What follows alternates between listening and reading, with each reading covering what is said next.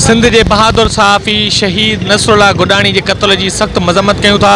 घोटकी के भोतार के बुधाइण था चयूं तो शहीद नसरुल्लाह जो आवाज़ के तो बंद कयो, पर सजी सिंध जा सहाफ़ी जेके शहीद नसरुल्लाह पैदा थींदा।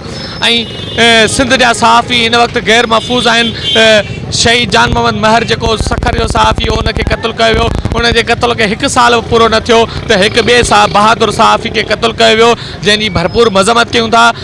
सुप्रीम कोर्ट ऑफ पाकिस्तान के चीफ जस्टिस वज़ीर आला Sindh DG ranger Sindh chief of army staff का मुतालबो किया तो सिंध में सहाफ़ी गैर महफूज आहिनि। सहाफ़िन के तहफ़ुज़ लाइ फौरी तौर पर कदम खया वञनि। शहीद सहाफ़िन के कातिलन के फौरी तौर पर गिरफ़्तार करे घोटकी के भोतार के सख्त का सख्त सज़ा ॾिनी वञे। जी उन भोतार के सज़ा मिलंदी तो सभई भोतार सबक सिखंदा तो केर भी भोतार सहाफ़ी में हथ न विझी सघंदो। छाकाणि त हिन वक्त सहाफ़ी जेकर हक़ सच लिखनि था, सहाफ़ी सिंध के मज़लूम आवाम जो आवाज़ बणजनि था, तो भोतार जेके आहिनि उहे सहाफ़िन के आवाज़ के हिसाइण की कोशिश कनि था। पोइ कॾहिं सहाफ़िन के मोतमार धमकियूं ॾिनियूं वञनि थियूं तो कॾहिं सहाफ़िन ते कातिलाना हमला कया वञनि था तो कॾहिं वरी सहाफ़िन के शहीद कयो वञे थो।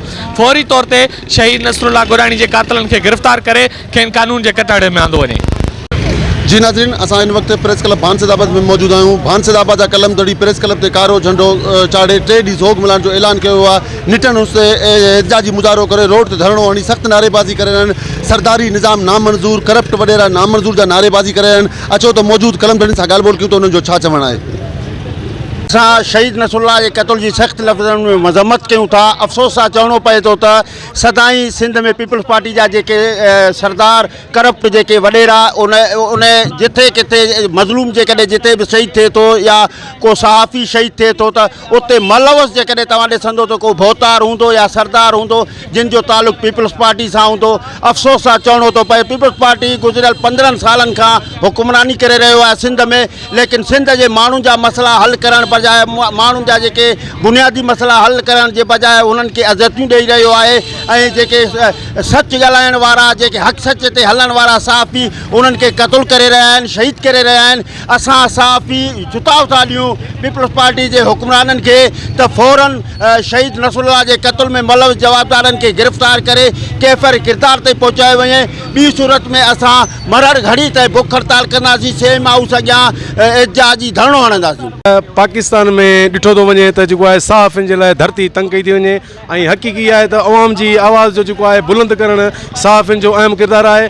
कुझु टाइम पहिरीं शहीद जान मोहम्मद महर के कत्ल कयो वियो, वरी 3 ॾींहं शहीद गुडाणी साहब के जो है कत्ल किया हुआ। उनमें जो है मुलवस है सरदार खालिद लुंड जो है फर्जंदा शहबाज लुंड उनमें मुलवस है, जैसी उन जो गैर कानूनी उनके प्रोटोकॉल मिलो, उन प्रोटोकॉल के वाइखो कयो तो उन मथा सीधा फायर किया हुआ। सो रियासती इदारन के मुतालबो कया तो खुदारा फौरी तौर पर जो है सहाफ़िन के तोहफ़ुज़ फ़राहम किया वञे ऐं सहाफ़िन जे मथा कातिलाना हमला कंदड़ उन्हनि खे वहशत ऐं दहशत कंदड़नि खे गिरफ़्तार कियो वञे।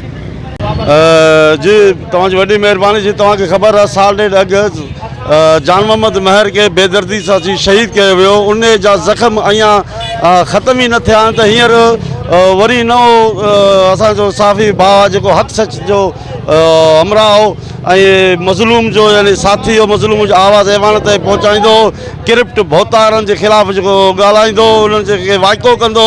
नसरुल्लाह गडाणी जेको उनखे बेदर्दी सां हींअर जेको कातिलाना हमिलो करे उनखे शहीद कयो वियो।